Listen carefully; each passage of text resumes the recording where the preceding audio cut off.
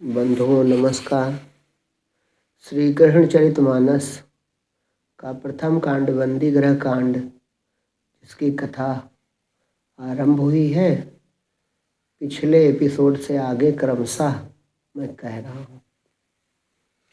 साधु संत हरि भगत सयाने, निज स्वरूप करी प्रभु पहचाने। विनय करऊं किन्ह कर कर जोरी, पुरवहि हृदय कामना मोरी। सुमिरहूँ गिरा मातु चली आवहु, आखर अरथ अनूप बनावहु। बाल विनय सुन हर्षित माता, आई दुलार देहु अंग जाता। मति मराल करी आपु बिराजहु, छंद प्रबंध सुभग सुठी साजहु। जदुपति चरित आपु गुण खानी, कथा प्रसिद्ध सकल रस सानी। कृपा तुम्हारी पाई महतारी, होवहि मूढ़ सुजस अधिकारी। बिनु विवेक बिनु कवि कला, केवल कृपा तुम्हार। कहूँ कथा सुचि सुठि सरस, सुधरहि जन्म हमार। प्रस्तुत पंक्तियों में मैंने आत्मज्ञानी संतों, वे महात्मा जिन्होंने आत्म स्वरूप से भगवान कृष्ण को जान लिया है, उनको मैंने प्रणाम किया है। उनसे मेरी प्रार्थना यही है कि वे मुझ पर अपनी कृपा दृष्टि बनाए रखें। साथ ही इन सब का स्मरण करने के पश्चात मैंने वाणी की देवी माँ सरस्वती का भी आवाहन किया है। सुमिरहु गिरा मातु चली आओ, आखर अर्थ अनूप बनाओ। बाल विनय सुनि हर्षित माता, आए दुलार देहु अंग जाता। वे मुझे अपना पुत्र समझकर अपना प्यार दुलार मुझ पर बनाए रखें। मति मराल करी आप विराजो, माता सरस्वती का प्रतीकात्मक वाहन हंस कहा जाता है। मैंने प्रार्थना की है कि मेरी ही जो मति है, उसे आप हंस की तरह निर्क्षीर विवेक करने वाली बना दें, और आप ही आकर इस बुद्धि रूपी हंस पर सवार हो जाएं। छंद प्रबंध सुभग सुठि साजो, माता यदि आपकी कृपा हुई तो यह प्रबंध काव्य बड़ा ही सुंदर, बड़ा ही रसमयी और बड़ा ही आनंददायक स्वयं हो जाएगा।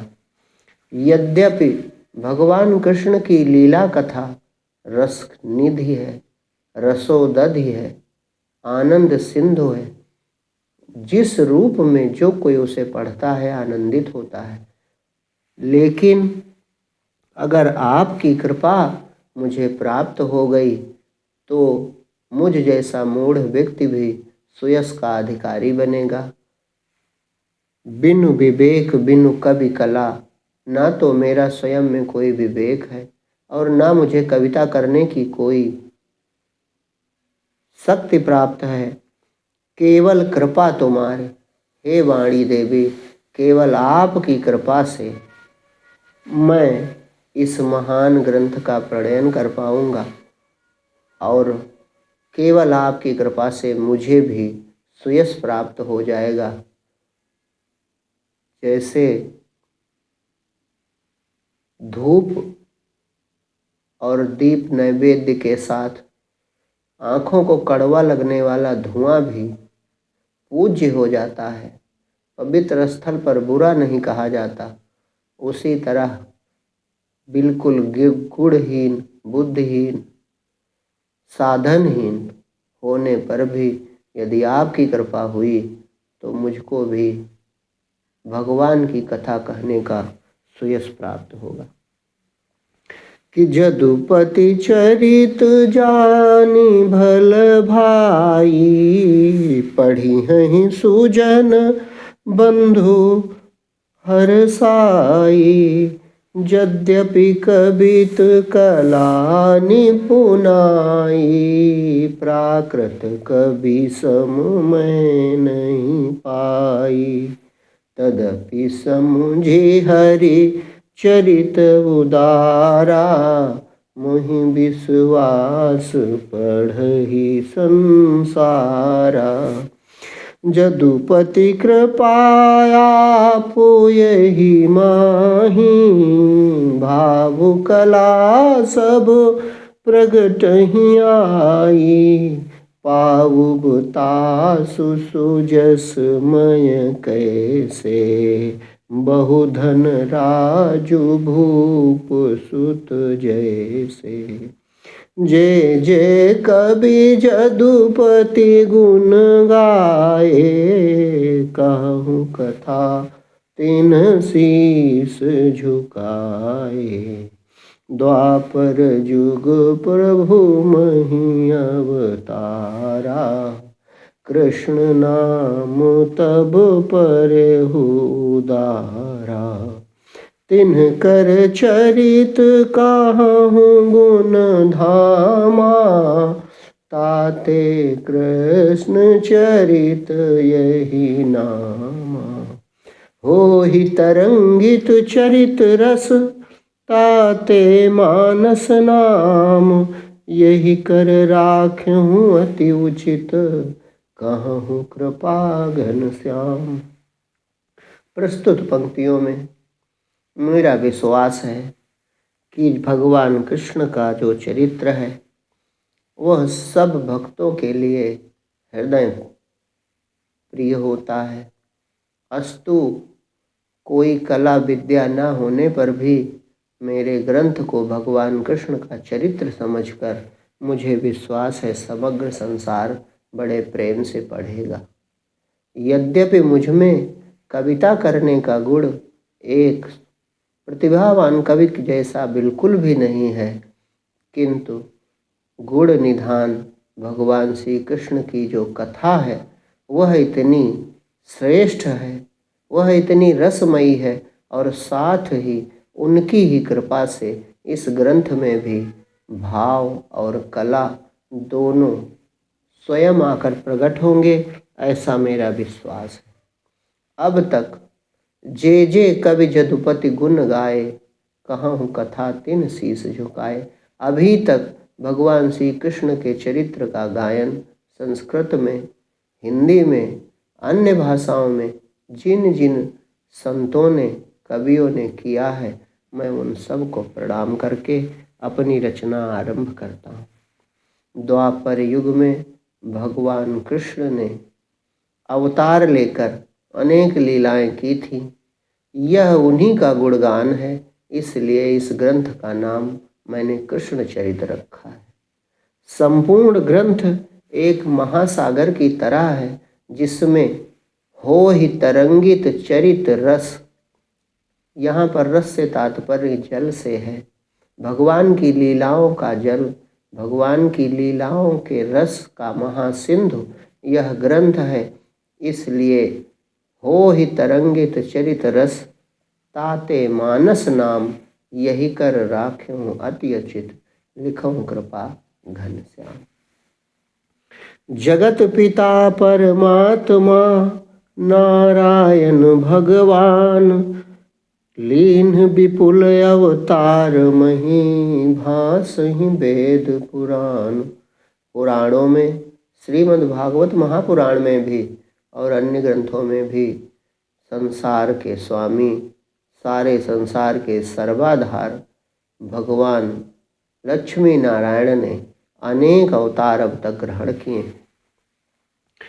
सब कर अमल अनूप कहानी, परम विचित्र भगति रस सानी।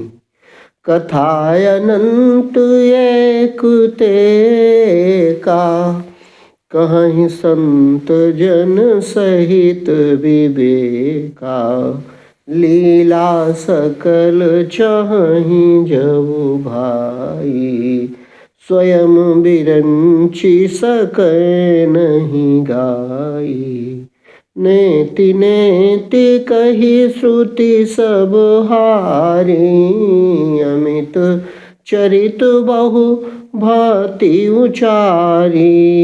जे चाहि भव सागर पारा, ते गावहीं हरि चरित उदारा। विपुल चरित्र अनेक प्रकारा, कहे संत जन प्रति अवतारा।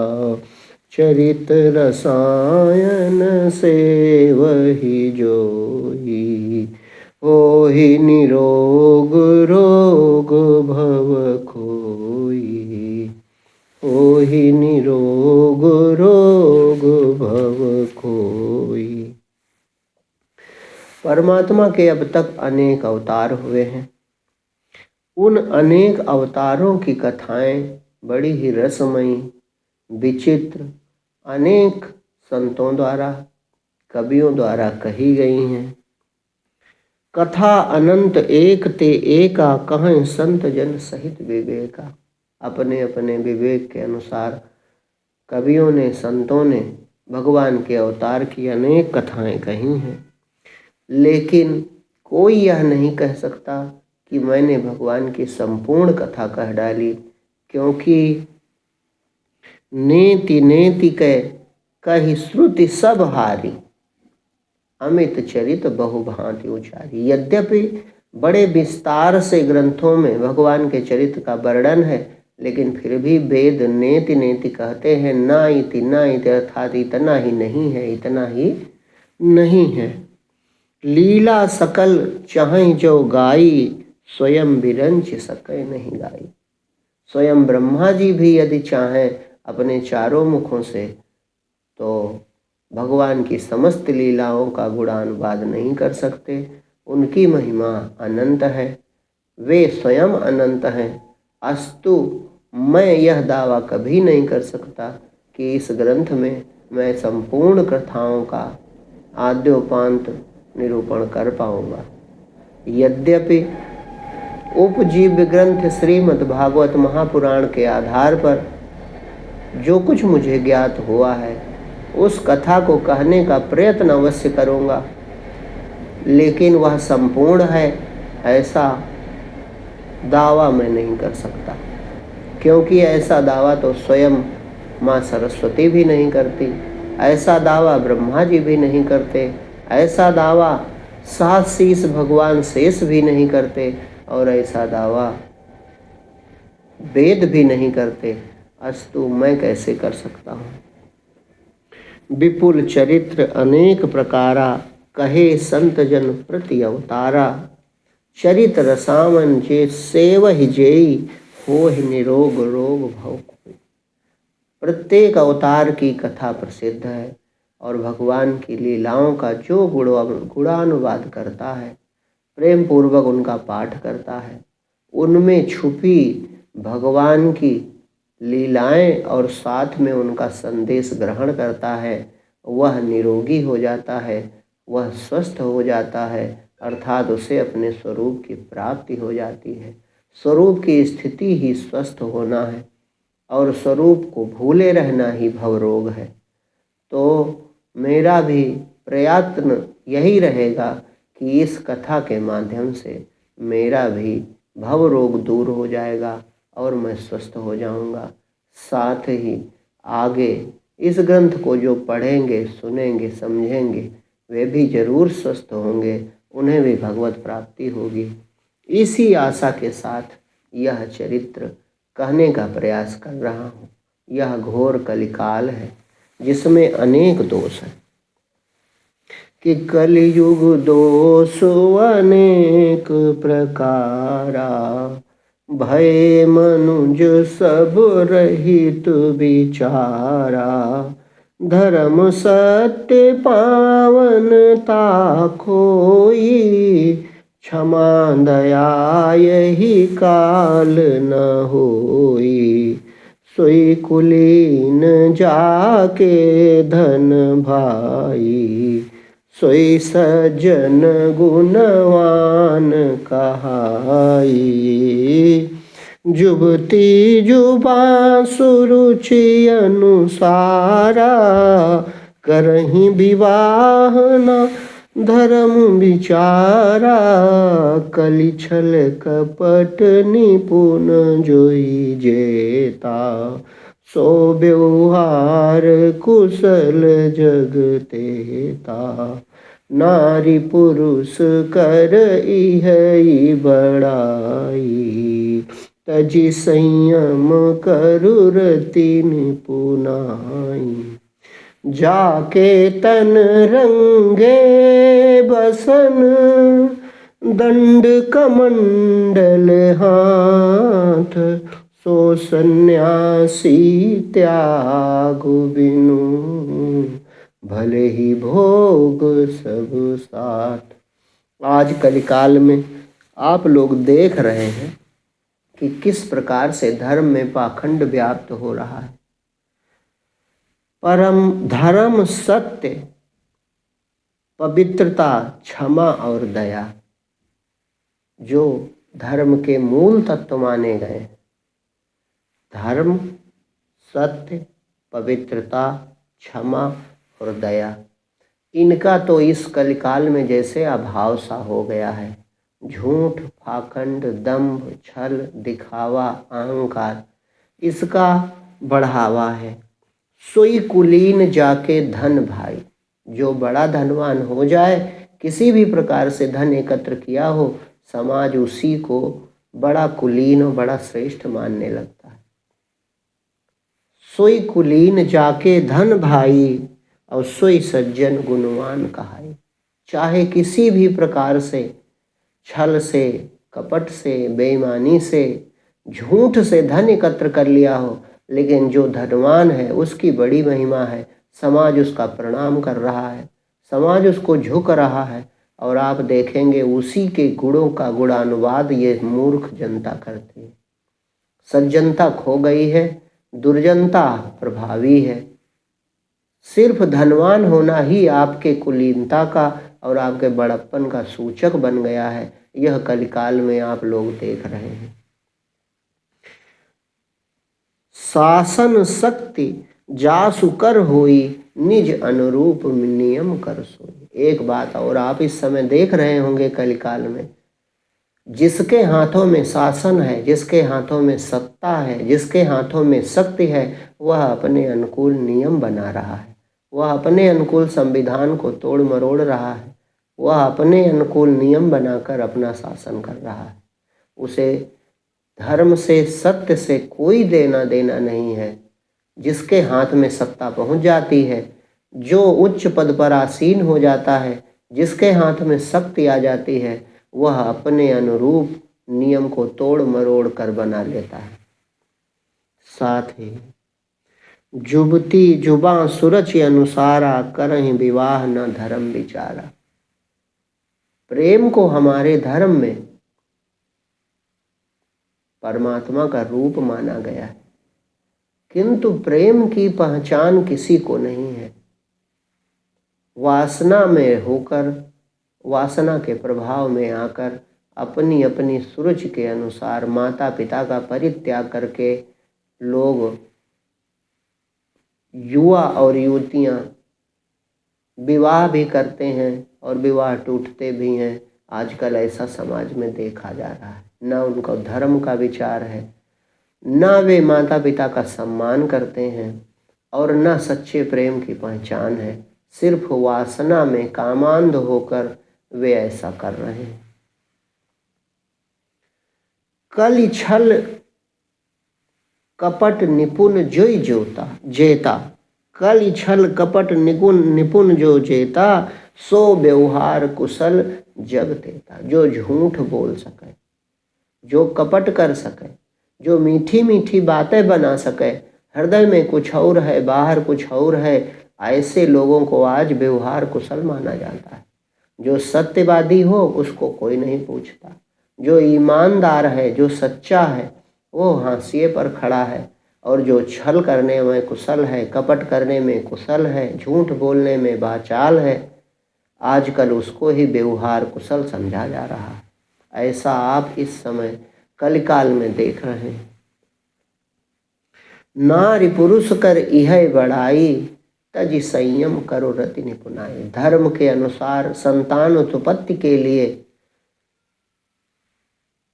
स्त्री पुरुष प्रसंग में पड़े तो यह अनुचित नहीं है, किंतु सिर्फ काम क्रीड़ा वासना पूर्ति के उद्देश्य से आज जिस प्रकार से समाज में गंदगी फैल रही है वह आप लोग देख रहे हैं। जाके तन रंगे बसन दंड कमंडल हाथ, बड़ी बड़ी जटाएं हो, गेरुआ या भगवा वस्त्र हो, खूब लंबा चौड़ा तिलक लगा हो, दंड कमंडल हाथ में हो, वो बहुत बड़ा सन्यासी माना जाता है, भले ही वह भोगी हो विषय, भले ही भोग सब साथ। जाके तन रंगे बसन दंड कमंडल हाथ, सो सन्यासी त्याग बिन कोई त्याग नहीं है। भले ही भोग सब साथ, सब प्रकार के विषय भोग भोग रहा है, लेकिन ऊपर से दिखावा कर लिया तो ऐसे पाखंडियों की संख्या, मैं सभी को नहीं कह रहा, लेकिन ये निश्चित है, आप देखते होंगे कि आजकल सच्चे महात्मा बहुत थोड़े हैं बेचारे, वो भी हाशिए पर पड़े हुए हैं। और जो जितना बड़ा दिखावा कर सकता है वो उतना बड़ा महामंडलेश्वर महात्मा ऊंचा ऊंचा पद धारण करके लोग बैठे हुए हैं। ये कलिकाल का प्रभाव है। जो बाचाल सुपंडित होई, सोई असाधु जो निर्धन कोई। जो खूब बोल सकता हो, झूठी सच्ची बातें मिला मिला कर खूब बोल सकता हो, लोग उसको ही पंडित यानी ज्ञानवान मान लेते हैं। और यदि कोई निर्धन है तो कोई उसे सम्मान नहीं करता, भले ही वह ज्ञानवान हो लेकिन उसका सम्मान नहीं होगा, उसे लोग असाधु असज्जन समझते हैं। और जो बाचाल है, जो अपनी बातें झूठी सच्ची करके जनता को रिझा लेते हैं, लोग उनको बहुत बड़ा विद्वान समझते हैं। अमित दंभ पाखंड करहीं जे, परम साधु कलिकाल होहीं ते। अमित दंभ पाखंड, जो दंभी है, जो पाखंड कर लेता है, आजकल आप लोग देखते होंगे, ना उनके पंथ का पता है, ना उन्होंने कोई अध्ययन किया है, ना उन्होंने किसी गुरु की सेवा की है, लेकिन खूब रंगे कपड़े पहन लिए, तरह तरह के विचित्र विचित्र प्रकार के शरीर पर निशान तिलक लगाकर धारण कर लिए और खूब पाखंड करते हैं, लेकिन आज उनको ही परम साधु माना जाता है, परम साधु कहे जाते हैं। और जो साधु हैं, जो सज्जन हैं, जो सचमुच भगवान के प्यारे दुलारे भक्त हैं, वो बेचारे उनका कोई हाल तक पूछने नहीं जाता, वो एकांत में। लेकिन वो विचारे नहीं हैं, वे महान हैं, वे संतुष्ट हैं, वे पूर्ण हैं। मैं यहाँ पर थोड़ा सा कथा से अतिरिक्त आपसे बात करना चाहता हूँ।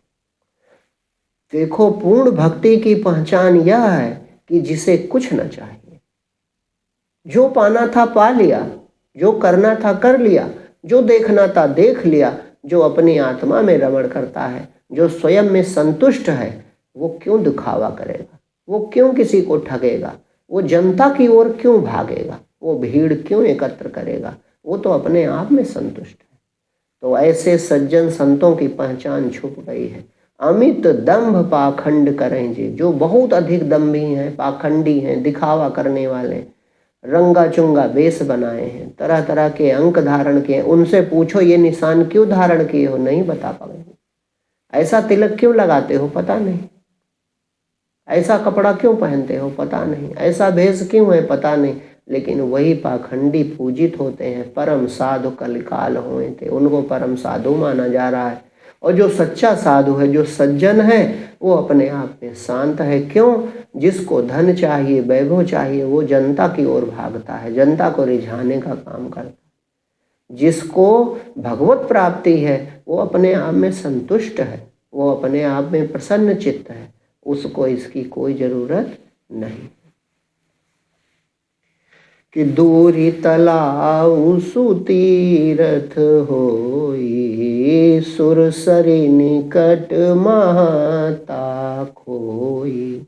साधुजनों में एक और बात है, साधुजनों में नहीं, समाज में ऐसी बात है संतों के प्रति। दूर का तालाब भी बहुत बड़ा तीर्थ मानते।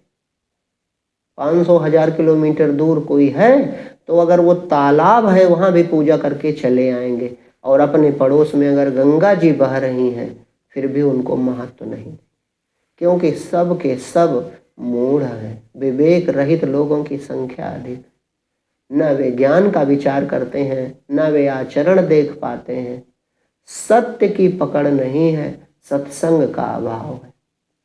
दूर के ढोल सुहावने पुरानी कहावत है, वही बात है। दूर तलाव सुतीरथ हुई। दूर की बातें बड़ी बड़ी करेंगे, लेकिन अगर अपने पड़ोस में, अपने पास में, अपने नज़दीक में कोई संत महापुरुष हैं तो उनकी पहचान उनको नहीं हो पाती। वो तो नज़दीक वाले का अपमान ही करेंगे, उसकी हंसी ही उड़ाएंगे और ज़्यादातर उसमें कमियां देखने का प्रयास करेंगे, उनसे ईर्ष्या करेंगे। और इस प्रकार वे अपनी ही हानि कर रहे हैं, अपना ही समय खो रहे हैं। जगत जन जे बड़ शीस, केस नखधारी, तिन कलिकाल सुभगता भारी। बड़े बड़े नाखून, बड़े बड़े बाल रख लिए, उनको ही वो लोग सुंदर मान रहे हैं।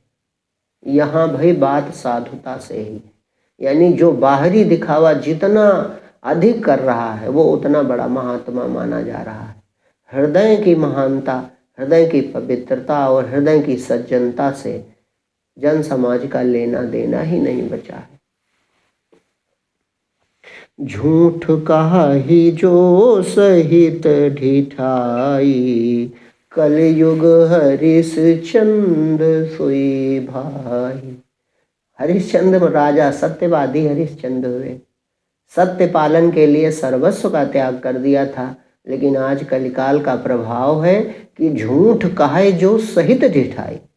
आप लोग देखते हैं इस समय लोग टेलीविजन चैनलों पर बैठकर और बड़ी बड़ी सभाओं में बैठकर बिल्कुल अज्ञानी हैं, लेकिन झूठ कह रहे हैं और झूठ बोल रहे हैं बड़ी दृढ़ता से। कोई तुम्हारा वास्तु विद्या, ज्योतिष विद्या के द्वारा, कोई तंत्र मंत्र के द्वारा, कोई किसी चीज के द्वारा तुम्हारे कल्याण की बात करके तुम्हें ठगने का प्रयास कर रहा है। उनको यह विवेक तक नहीं है। और जन सामान्य को चाहिए विवेक कि अगर इनका कल्याण हो गया होता तो ये हमारे कल्याण के लिए क्यों परेशान होते। जिसका जगत में, जिसका आत्म कल्याण हो जाता है उसके लिए जगत बचता ही नहीं। जब कोई आर्त अधिकारी होता है, खुद जाके पूछता है, चरणों में प्रणाम करके पूछता है, तब वे रहस्य खोलते हैं। वो इस तरह से बिना मतलब किसी को कोई ज्ञान नहीं देते, लेकिन यहाँ पकड़ पकड़ के ज्ञान दिया जा रहा है। अनेक सुवांग बनाकर लोगों को ठगने का प्रयास हो रहा है। ये कलिकाल का प्रभाव है। सच्चे संत, सज्जन संत, पूर्ण संत, इनका बड़ा अभाव है और हैं आज भी, लेकिन वे बेचारे हाशिए पर हैं, वे अपने स्थान पर शांत हैं। जो बड़ा भाग्यशाली विवेकवान होता है वही उन्हें पहचान पाता है। भीड़ तो केवल ठगों के पास जाती है और ठगी ही जाती है। यद्यपि मेरी इस बात में लोग टीका टिप्पणी कर सकते हैं, लेकिन सत्य यही है, बहुतायत ऐसा हो रहा है। मैं एक तरफ से अपवाद नहीं कहूँगा, कुछ अच्छे संत भी हैं, बड़े श्रेष्ठ महान संत हैं और उनकी भी खूब महिमा फैल रही है, मैं उनको यहीं से प्रणाम करता हूँ। लेकिन बहुतायत ठगों की संख्या अधिक है। वाचाल, ठग, दंभी, इनकी संख्या बहुत अधिक है। धर्म के क्षेत्र में पाखंड बहुत अधिक बढ़ रहा है और उसका कारण सबसे ज़्यादा यही है कि जनता के पास सत्संग नहीं है, विवेक नहीं है, इसलिए वे सफल हो जाते हैं। जो कुटुंब पालन विधि जाना, कल युग सोई नर चतुर सुजाना। जीव का जन्म हुआ है तो वो प्रारब्ध लेकर आया, उसका पालन पोषण तो हो ही जाएगा। तुलसी बाबा ने कहा था, पहले रचा प्रारब्ध पीछे बना शरीर, तुलसी चिंता क्यों करे भजले श्री रघुवीर। लेकिन जो केवल अपने कुटुंब पालन पोषण में ही लगे हैं, आज समाज में उन्हें ही बुद्धिजीवी कहा जाता है, जबकि ऐसा भगवान ने नहीं कहा, न भगवान कृष्ण ने कहा, न भगवान राम ने कहा। दोनों ने एक ही बात कही है कि मनुष्य का शरीर पाकर जीव को आत्म कल्याण कर लेना चाहिए, अपने स्वरूप की प्राप्ति करनी चाहिए, अपने आत्म स्वरूप को पहचानने के लिए पूर्ण प्रयत्न करना चाहिए। लेकिन आज विपरीत है। आज जो खूब धन कमाने में और धन कमाकर वैभव और विलास बढ़ाने में कुशल है, उसे ही बुद्धिमान माना जा रहा है। ये कलिकाल का प्रभाव है। जो बलवंत भूप सोई होई, धर्म विचार सकल मही खोई। जिसकी शक्ति अधिक है, जैसे आजकल प्रजातंत्र है तो प्रजातंत्र में जिसकी संख्या अधिक उसकी शक्ति अधिक। तो जिसकी शक्ति अधिक है वो अपने अनुसार शासन करने लगता है। और धर्म का विचार, कौन राजा बनने योग्य है, किस तरह राजा को कार्य करना चाहिए, इन चीज़ों का विचार तो बिल्कुल लुप्त सा हो गया है। यह सब कलिकाल का प्रभाव है। नीच निदय लोभी महा हो ही भूप कलिकाल, पिक सम बोलहि काग, बख बनि फिरहि मराल। आज कलिकाल का प्रभाव है कि कौवे कोयल की बोली बोल रहे हैं। कौवे जो हैं वे कोयल की बोली बोल रहे हैं, और जो बगुले हैं वे अपने को हंस समझ रहे हैं। उन्हीं का बोलबाला है, उनकी भीड़ है। और सच्चे हंस और कोयल यहाँ प्रतीक संतों का प्रतीक है। कोयल मीठा बोलती है, महान भक्त का प्रतीक है, और हंस ज्ञानवान आत्मज्ञानी महापुरुषों के प्रतीक है। तो सच्चे हंस और सच्ची कोयल की आवाज़ें मौन है या दब सी गई हैं। उनकी बोली कौवों ने अपना ली है और समाज को ठग रहे हैं। उन्हीं का बोलबाला है, झूठे का बोलबाला है, और सच्चे लोगों की आवाज़ दबी है। आज के भाग में इतना ही, बाकी कथा आगे फिर होगी। बहुत बहुत धन्यवाद।